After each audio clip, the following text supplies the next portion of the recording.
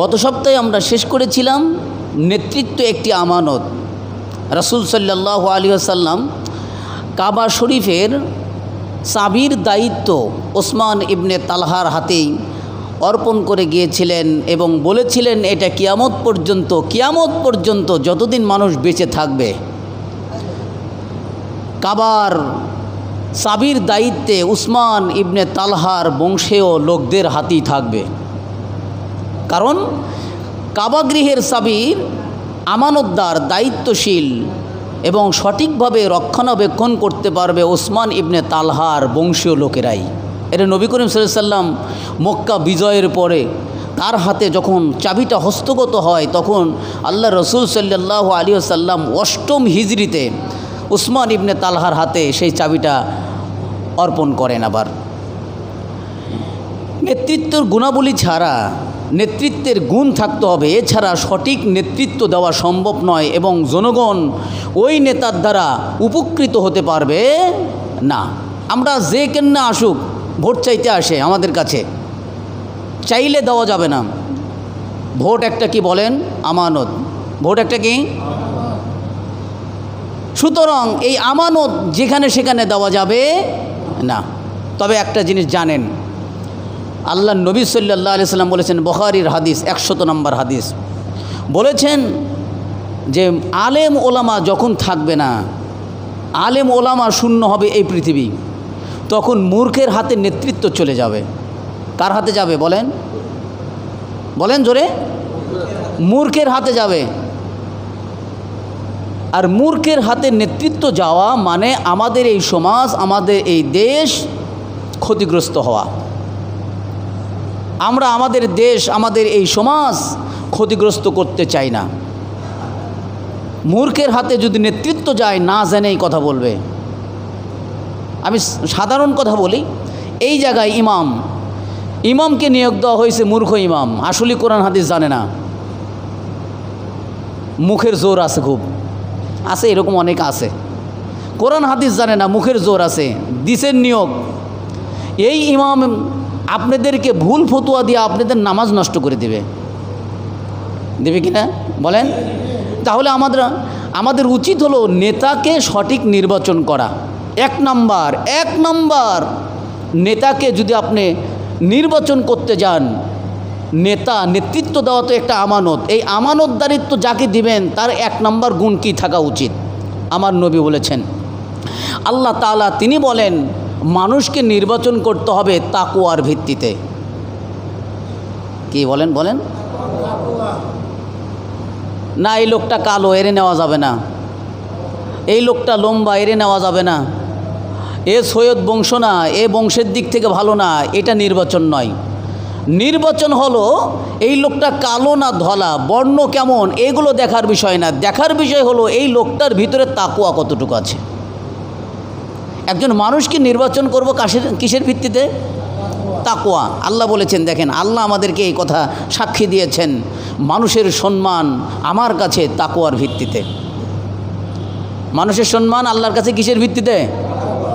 বংশের, গোত্রের, টাকা পয়সার, কোনো কিছুরই সম্মান আল্লাহ দেন নাই। দিছেন কি বলে? তাকওয়ার। আল্লাহ দলিল দেন সূরা হুজুরাতের 13 নম্বর আয়াতে আল্লাহ তিনি বলছেন, ইন্না আকরামাকুম ইনদাল্লাহি আতকাকুম, নিশ্চয় আল্লাহ তাআলার নিকটে সম্মানিত ওই ব্যক্তি যিনি অধিক তাকওয়াশীল। তাকওয়া কি? তাকওয়ার ব্যাপারে ইতিপূর্বে আলোচনা এই মসজিদে হয়েছে, আমি পুনরাবৃত্তি করি না আর কি হয়েছে বলে, তাকওয়ার সংক্ষিপ্ত বিবরণ এইটা, সমস্ত অপরাধ গুনাহ থেকে বেঁচে থাকা। এটা সহজ। সমস্ত যাবতীয় অপরাধ থেকে বেঁচে থাকার নামই হলো তাকওয়া। আপনি কাঁটাযুক্ত রাস্তায় হাঁটতেছেন, এই কাঁটাযুক্ত রাস্তায় হাঁটতে হাঁটতে আপনি কেমনভাবে হাঁটবেন? আপনি যদি বুদ্ধিমান হন, জ্ঞানবান হন, ওই কাঁটাকে সরাইয়া কাঁটা মুক্ত রেখে তারপরে আপনি সেখান থেকে চলাফেরা করবেন, ঠিক না? এই তাকওয়ার অর্থ হলো এইটা, গুনাহ দিয়ে সয়লাভ। কিন্তু অসংখ্য গুনাহ থাকলে কি হবে? আমি নিজে গুনাহ করব না, এই লোকটাই হলো তাকওয়াশীল মানুষ। তাকওয়ার আরেকটি ব্যাখ্যা, তাকওয়াশীলকে বলে যে আমানতদার রক্ষা করে, যে আমানতদার। আচ্ছা বলেন তো, ভোট একটা কি? জোরে আওয়াজ দিয়ে বলতে হবে, ভোট একটা কি? আমানত। আমার ভোট নিয়ে যে খেয়ানত করবে এরকম ব্যক্তিকে আমরা নেতা নির্বাচন করব না। ভোট একটা আমানত, আমানতের খেয়ানত করা যাবে। আপনার মধ্যে যদি তাকওয়া থাকে, আপনার মধ্যে যদি পরহেজগারিতা থাকে, আপনি নেতা হওয়ার পর পক্ষপাতিত্ব করবেন না। আজকে বর্তমান নেতাদেরকে দেখা যায় পক্ষপাতিত্ব, এ বিএনপির আমার দলের লোক, এর বিচার করা যায়, এ আওয়ামী লীগ আমার দলের লোক, এর বিচার করা যায়। ভিন্ন দলের মানুষকে শত্রু ভাবে। কি বলেন? আমার কথা সে বুঝতেছেন না? ভিন্ন দলের মানুষকে শত্রু ভাবে। আসলেই প্রকৃত নেতার গুণ হবে পক্ষপাতিত্ব ছাড়া।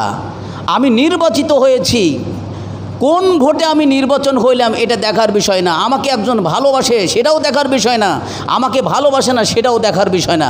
আমি একজন এখন নেতা, আমার দ্বারা পক্ষপাতিত্ব বিচার হবে না, আমার দ্বারা পক্ষপাতিত্বহীন বিচার হবে। আর এইটা হবে কখন? আপনার মধ্যে যখন তাকওয়া থাকবে, আপনার মধ্যে যদি পরহেজগারিতা থাকে, তাকওয়া থাকে, তাহলে এইটা হবে। নেতা কেমন হবে এই বিষয়টা যদি আমার নিজের বিপক্ষেও যায়, আমাকে তা সত্য বলতে হবে। আমার নিজের বিপক্ষে গেছে, রায়টা কি গেছে বলেন তো? আমার বিপক্ষে, আমি নেতা, আমার বিপক্ষেই গেছে, তাও মানতে হবে। এটাই হলো নেতা। নবী করিম সাল্লাল্লাহু আলাইহি ওয়াসাল্লাম আমাদেরকে জানিয়ে দিয়েছেন, সূরা নিসার 135 নম্বর আয়াতে আল্লাহ তাআলা তিনি বলেন, ইয়া আইয়ুহাল্লাযীনা আমানু কুনু কাওয়ামিনা বিল কিসতি শুহাদা লিল্লাহ ওয়ালাউ আলা আনফুসিকুম আউল ওয়ালিদানি ওয়াল আকরাবিন। আল্লাহ তাআলা তিনি বলেছেন, হে ঈমানদারগণ, এখানে ঈমানদারদেরকে সম্বোধন করে বলছেন, তোমরা ন্যায়ের ভিত্তিতে, ইনসাফের ভিত্তিতে তোমরা আল্লাহ তাআলার নীতি আদর্শকে বাস্তবায়ন করো এবং ইনসাফ প্রতিষ্ঠিত করো। একজন নেতার অন্যতম বৈশিষ্ট্য হলো ইনসাফ প্রতিষ্ঠিত করা। কি বলেন? কিভাবে? আল্লাহ তাআলা আরও স্পষ্ট করে বললেন, বিচার করতে গেলে দেখা যায় অনেকে মনে করে থাকে পক্ষপাতিত্ব। না, ব্যক্তিকে দেখা যাবে না বিচারের সময়, ক্ষমতাকে দেখা যাবে না বিচারের সময়। এ আমার দলের লোক, এর পক্ষে সাপোর্ট দেবো, এরকম নয়। বিচারের সঠিক রায়টা আপনাকে দিতে হবে, আপনি যদি প্রকৃত নেতা হন। সেটা যদি আপনার বিরুদ্ধেও যায়, যেটা করেছিলেন হযরত ওমর রাদিয়াল্লাহু তাআলা আনহু, নিজের বিরুদ্ধে গেলেও সেটা মেনে নেওয়া, এটা নেতার বৈশিষ্ট্য। আল্লাহ তাআলা তাই বললেন, ওয়ালাউ আলা আনফুসিকুম, যদিও তোমার নিজের বিরুদ্ধে যায়, এমন কি তোমার পিতামাতার বিরুদ্ধে যাচ্ছে, এমন কি তোমার আত্মীয় স্বজনের বিরুদ্ধে যাচ্ছে, তারপরেও আল্লাহ তাআলার সাক্ষীর জন্য, আল্লাহ তাআলাকে সাক্ষী রেখে, আল্লাহ তাআলার এই আমানত, নেতৃত্বের আমানত, আল্লাহ তাআলার জন্যই তোমাকে সঠিক বিচারটাই করতে হবে, যদিও বা নিজের বিপক্ষেও যায়। আপনারা জানেন আল্লাহ রসুল সাল্লাল্লাহু আলাইহি সাল্লাম যখন কথা বলেছিলেন, তখন ভাই ভাইয়ের বিরুদ্ধে লড়াই করেছে, সন্তান পিতার বিরুদ্ধে লড়াই করেছে। ইতিহাস সাক্ষী এগুলো। কেন? বলে তারা ছিল কুফুরির মতাদর্শের। আল্লাহ রসুল সাল্লাল্লাহু আলাইহি সাল্লামের সাথে বায়াত গ্রহণ করে ইসলাম কবুল করার পরে ভাই তার ভাইয়ের বিরুদ্ধে লড়াই করেছে, পিতা তার সন্তানের বিরুদ্ধে লড়াই করেছে, সন্তান পিতার বিরুদ্ধে লড়াই করেছে। কেন? বলে ইসলাম সত্য আর বাদ বাকি সব মিথ্যা। এই কথা কি বুঝতেছেন? নিজের বিপক্ষে গেলেও আমাকে দাঁড়াতে হবে, এই কথাটাই বলেছে আল্লাহ তাআলা। আর এটা সম্ভব কখন জানেন? এটা সম্ভব তখনই একজন নেতার মধ্যে যদি তাকওয়ার জ্ঞান থাকে, পরহেজগারিতার জ্ঞান থাকে, ন্যায় পরায়ণ হতে হবে একজন নেতাকে। এটা সবার আগের গুণ, তাকওয়াশীলের গুণ, 1 নম্বর গুণ একজন নেতার হতে হবে। একজন নেতা নিজেকে আইনের ঊর্ধ্বে নয়। অনেক সময় দেখা যায় যে আমার দলের লোক, আমার ক্ষমতা, এই হ্যালো ছেড়ে দেন, বলে কি না? না মিথ্যা কথা করতেছি? আমি কি মিথ্যা বলতেছি এগুলো? পাওয়ার যার, জোর যার, মূল্য তার। জাবরিয়াতের রাজত্ব চলছে বর্তমান। জাবরিয়াত কি? জাবরিয়াত কি? জাবরিয়াত হলো জবরদস্তি। শক্তি যার, জোর যার, মূল্য তার নয়। এটা আদর্শ নেতার কাজ নয়। আদর্শ নেতা ক্ষমতা দেখে না, আদর্শ নেতা দেখে নীতি। কি দেখে? আশ্চর্য ঘটনা। হযরত ওমর রাদিয়াল্লাহু তাআলা আনহু দেখেন, আদর্শ নেতা নিজের ক্ষমতা জাহির করে না, নিজের ভুল যদি হয় সেটাকে নিজের সংশোধন করে। পাওয়ার দেখেন না। হযরত ওমর রাদিয়াল্লাহু তাআলা আনহুর ঘটনা আপনারা অনেক শুনছেন, শোনেন। এক রাত্রিতে হযরত ওমর রাদিয়াল্লাহু তাআলা আনহু, তার অভ্যাস ছিল জনগণের খোঁজ খবর নেওয়া। কি নেওয়া? ভালো করে শোনেন, খুব মনোযোগ দিয়ে শোনেন ঘটনা। এই ঘটনাটা খুব আনন্দদায়ক এবং শিক্ষামূলক। হযরত ওমর রাদিয়াল্লাহু তাআলা আনহু টহল দিতে যাইয়া দেখেন যে একটি ঘরের মধ্যে আলো জ্বলতেছে। আলোটা কিন্তু অনেক দূর থেকেই দেখা যায়, দেখা যায় না? আর একটু এগিয়ে গেলেন, সামনে অগ্রসর হইলেন, হয়েই দেখেন না শুধু আলো নয়, ঘরের ভিতর থেকে গানের শব্দ। কিসের শব্দ বলেন? কয়টা হইল ভুল? একটা। কয়টা হয়েছে? একটা। এরপরে গানের শব্দের পরে আরেকটু এগিয়ে গেলেন হযরত ওমর রাদিয়াল্লাহু তাআলা আনহু। তখন শোনে পানীয়ের শব্দ, পানীয়, কোনো পাত্রে যেন পানি ঢেলতেছে এরকম শব্দ। মদ পেয়ালায় মদ ঢালতেছে। হযরত ওমর রাদিয়াল্লাহু তাআলা আনহু এখনও কিন্তু দেখে নাই। দেখছে কি? দেখে নাই। ঘরের ভিতরে এই শব্দ। হযরত ওমর রাদিয়াল্লাহু তাআলা আনহু ঘরের দরজা দিয়ে না ঢুকে দেওয়াল টপকাইয়া উকি মেরে দেখলেন। ওমর রাদিয়াল্লাহু তাআলা আনহু তখন তিনি খলিফা, তিনি রাষ্ট্রপ্রধান। উকি মেরে দেখলেন যে অপরাধের কাজ চলতেছে। তখন বললেন, হে আল্লাহর শত্রুরা, আমার এই রাজ্যে থেকেই, আমার এই রাজ্যে, তা ওমরের রাজ্য, সেখানে অপরাধমূলক কাজ হচ্ছে। হযরত ওমর রাদিয়াল্লাহু তাআলা আনহুর কথায় ওই ঘরের ভিতরে যারা ছিল তার মধ্যে একজন শান্ত মেজাজে, অপরাধ কিন্তু করছে। মদ খাওয়া কি সওয়াবের কাজ? জোরে বলতে হবে, মদ খাওয়া কি সওয়াবের কাজ? গান বাজনা, এটা মানে সওয়াবের কাজ। আসতে হয়েছে গান বাজনা।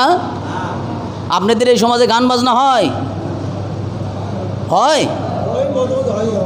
যদি হয় আপনাদের দায়িত্ব হলো বন্ধ করে দেওয়া। গান বাজনার উপর ইতিপূর্বে আলোচনা হয়েছে এই মসজিদে। ডিজে গান, পার্টি গান, হাবিজাবি, বক্স সেট, এগুলোর মাধ্যমে অন্যের ঘুম নষ্ট করা আপনি কিয়ামতের ময়দানে আটকিবেন। সবার আগে আটকিবে ওই সন্তানের পিতা। আল্লাহ তাআলা তিনি বলেন, সন্তান যখন জাহান্নামে যাবে ওই সন্তান পিতা ছাড়া জাহান্নামে যাবে না। কেন? বলে সঠিকভাবে ওই পিতা দায়িত্ব পালন করে নাই। ওই বাচ্চা কাচ্চার পকেটে টাকা থাকে? বলেন, বাচ্চা কাচ্চার পকেটে টাকা থাকে? আমার আপনার পকেটের টাকা দিয়ে আমার ওই বাচ্চারা বক্স সেট নিয়ে এসে বাজায়, গান বাজনা বাজায়। এগুলো আপনি নিজে যদি প্রতিরোধ না করেন, অন্য বললে তো ফেতনা হবে, আর আপনার সন্তানকে বললে এটা তো ফেতনা নাই। এই সমাজকে গান মুক্ত চাই নাকি বলেন? জোরে বলেন তো, এই সমাজকে গান মুক্ত চাই। হযরত ওমর রাদিয়াল্লাহু তাআলা আনহু দেখলেন গান বাজতেছে। আল্লাহর দুশমন, আল্লাহর শত্রু গান যারা বাজায় তাদেরকে সাহাবীদের ভাষায় কি বলছে বলেন তো? হে আল্লাহর দুশমন, হে আল্লাহর শত্রু। ভালো কথা বলছে এটা? আল্লাহর দুশমন কি ভালো?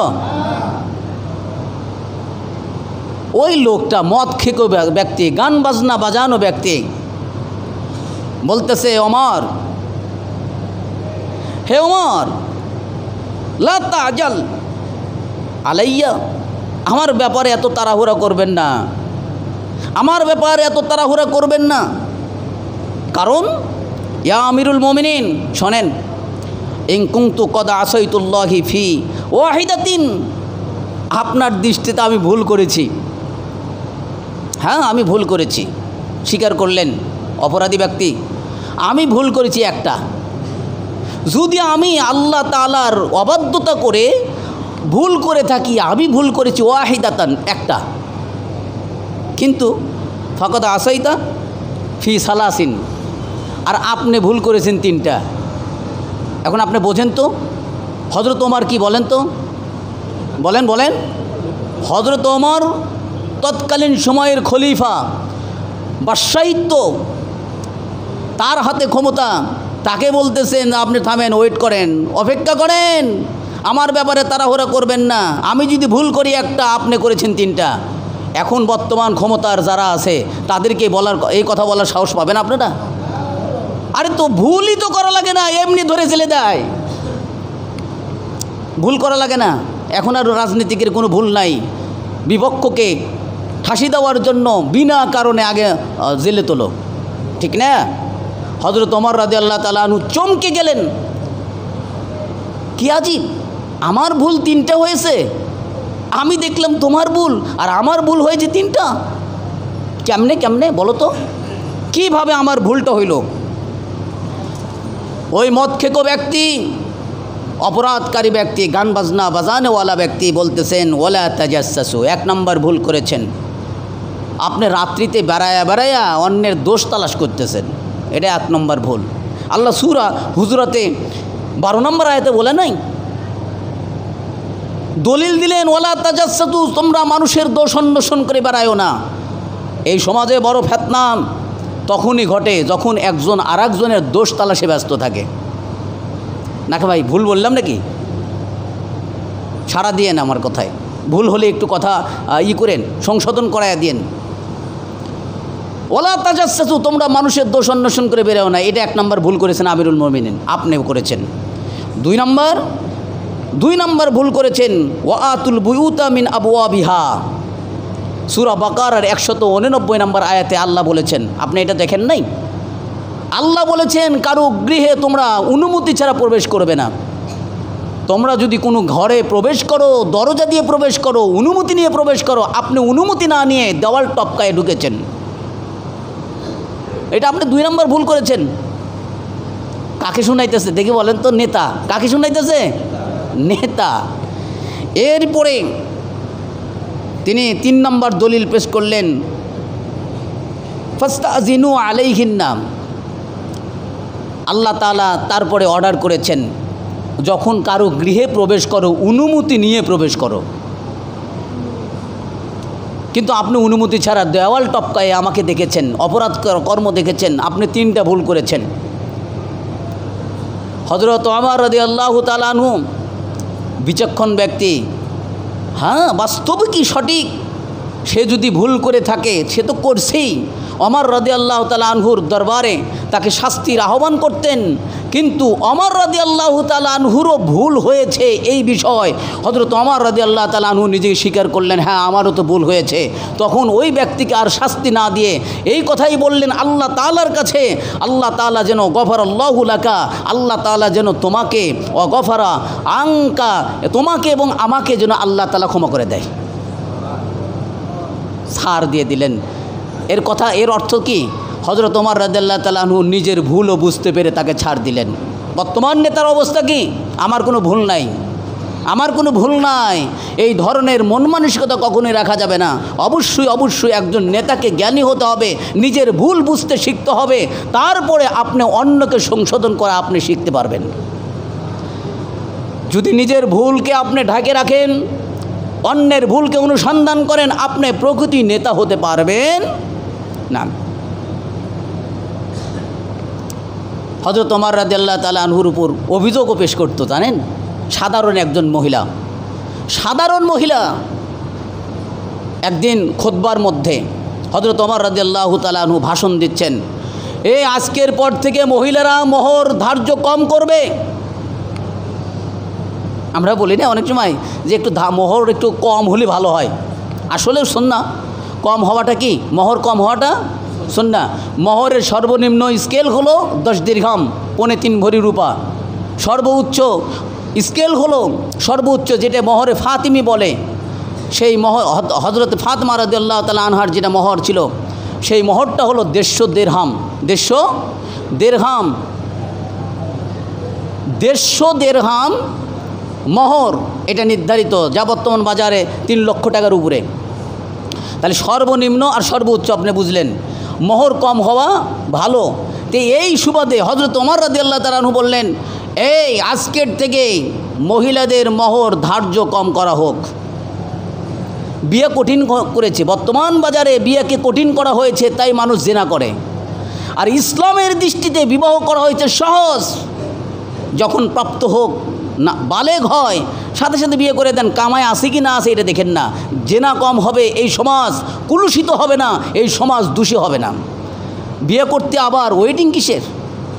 আপনি বিবাহ করবেন, আপনার রেজেকের ফয়সালা আল্লাহ করে দিবেন। রেজেক আপনি দেন না, রেজেক আল্লাহ দেয়। এই জন্য বিবাহকে বর্তমান বাজারে করা হয়েছে, বর্তমান সময়ে করা হয়েছে কঠিন, জেনাকে করা হয়েছে সহজ। অথচ ইসলামে জেনাকে করা হয়েছে কঠিন, বিবাহ করা হয়েছে সহজ। একজন বিবাহিত মানুষ যদি জিনা করে, তার শাস্তি মেরে ফেলে দাও। আর অবিবাহিত হলে 100টি ডোররা মারো, পিরিত দেখায়ও না। তাহলে জেনাটা সহজ হইল না কঠিন হইল? আর বিবাহটা আল্লাহ তাআলা করেছেন সহজ। হযরতে ওমর রাদিয়াল্লাহু তাআলা আনহুর এই বক্তব্য দিলেন যে আজকের থেকে মোহর ধার্য কম করা হোক। সাথে সাথে এখন আমরা মহিলারা মসজিদে কিন্তু থাকি না, মসজিদে থাকি, মসজিদে আসে না। রাসূলের সময়ও মহিলা যদি পরিবেশ থাকতো মসজিদে আসতো আর কি। যাই হোক, এক মহিলা তৎক্ষণাৎ দাঁড়ালেন, দাঁড়ায় বললেন, হে আমিরুল মুমিনিন, আপনি কেমন বক্তব্য দিলেন? একজনের অধিকার হরণ করলেন। খতিব, ওই সময়ের প্রেসিডেন্ট, তার ব্যাপারে উল্টা প্রশ্ন, আপনি একজনের অধিকার হরণ করলেন, নষ্ট করলেন। আপনি কি দেখেন নাই? ওয়া আতাইতুম ইহদাহুন্না কিনতারুন ফালা তাখুযু মিনহু শাইআ। সূরা নিসার 20 নম্বর আয়াতে আল্লাহ বলে নাই? ওই মহিলা হযরত ওমর রাদিয়াল্লাহু তাআলা আনহুকে ভুল ধরায় দিচ্ছেন।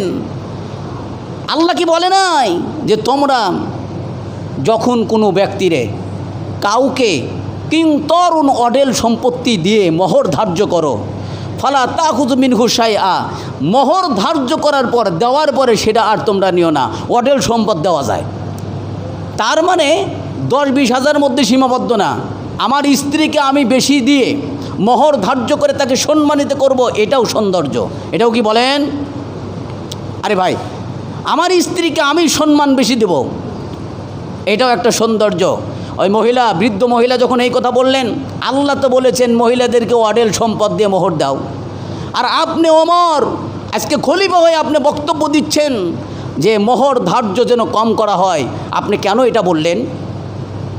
হযরত ওমর রাদিয়াল্লাহু তাআলা আনহু শান্ত মেজাজে দেখেন, বললেন, আল মারওয়াতু আসাবাত ওয়া উমরু আখতা। এই জাতিরা শুনে রাখো, শুনে রাখো, আজকের এই মসজিদের বক্তব্য ঘোষণা, ওমর ভুল করেছে, ওই মহিলা সঠিক বলেছে। সুবহানাল্লাহ বলেন, সুবহানাল্লাহ। এটাই নেতার গুণ। এটা কি বলেন? এটাই নেতার গুণ। আমি নেতা, আমার ক্ষমতা আছে, আমার পাওয়ার আছে, আমি যা বলবো তাই না। নীতিতে থাকতে হবে।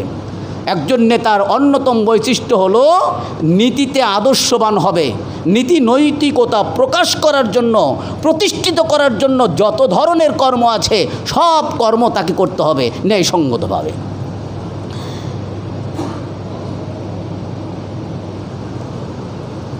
ক্ষমতাশীল ব্যক্তির বিচারে গেলেও তাদের জন্য চেয়ার থাকে, চেয়ার থাকে না? ক্ষমতাশীল না, অমুক এমপি কি করছে, বলে ভুল করছে, না করে বসুন না, এটা নয়। এটা ইসলাম কখনোই পক্ষপাতিত্ব করে না। ইসলাম একজন বিধর্মীকেও সহায়তা করে। বিধর্মী যদি সত্য হয়, সঠিক হয়, তার বিচারে বিধর্মীর পক্ষেও রায় দেয়। ইসলাম কখনো পক্ষপাতিত্ব বিচার করে না। যেমন একটি হযরত ওমর রাদিয়াল্লাহু তাআলা আনহু বিরুদ্ধে মামলা দায়ের হয়েছে। কার বিরুদ্ধে বলেন তো? ওমর রাদিয়াল্লাহু তাআলা আনহুর বিরুদ্ধে, তিনি তখন খলিফা। হযরত ওমর রাদিয়াল্লাহু তাআলা আনহু পক্ষ বিপক্ষ, তিনি তো একটা পক্ষ, বিচারের কাঠগড়ায়। জুবাইর ইবনুল আউম রাদিয়াল্লাহু তাআলা আনহু তৎকালীন সময়ের কাজী ছিলেন, বিচারক ছিলেন। তিনি মামলায় গেছেন, গেলে হযরত ওমরকে দেখে এই বিচারক সাহেব বলতেছে, তিনি প্রেসিডেন্ট, বিচারক সাহেব বলতেছে আপনি বসেন। কি বললেন? ওমরকে বলছে জুবাইর ইবনে আউম, তিনি কাজী সাহেব, বিচারক, বলছেন ইয়া আমিরুল মুমিনিন আপনি বসেন।